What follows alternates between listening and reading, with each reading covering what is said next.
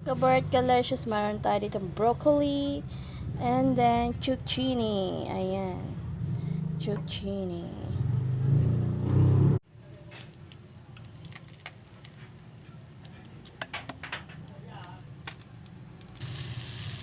Bawang sibuyas, saka nutmeg.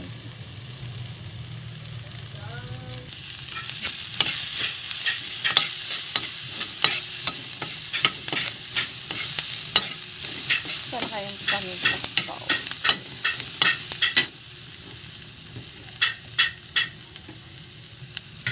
So, ayan yung paminta. Then, yung zucchini at saka yung tangkay ng broccoli na sinasama ko yan. May iba, hindi na nila sinasama yan. Ako sinasama.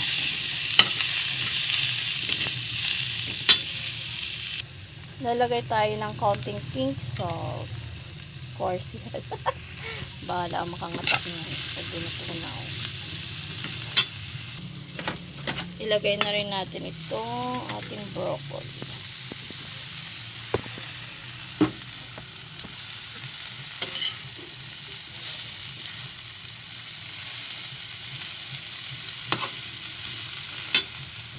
Ayan, sinawag na rin natin yung 3 pisngi ng pink salmon. Then maglagay tayo ng konting tubig lang.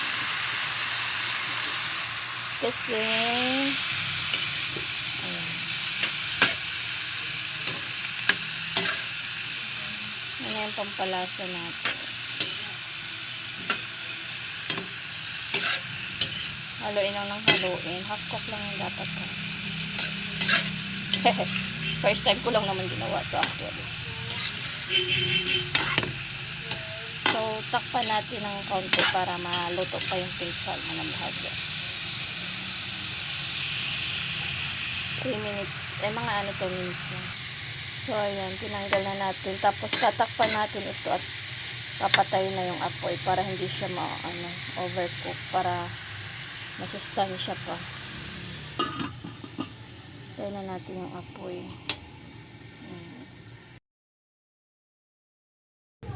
Sobrang sarap. Sa mababa ang timpla, ang sarap nito. So, second batch. Baba tayo. Mamaya ulit. Ang sarap niya. Half cook lang talaga siya.